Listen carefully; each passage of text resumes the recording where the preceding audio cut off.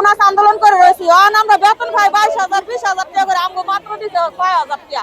ছুটির টাকা দেয় না, বোনাস বেতনও দেয় না। আমরা কেমনে ঈদটা করি, কেমনে বাড়িতে যাই কোন?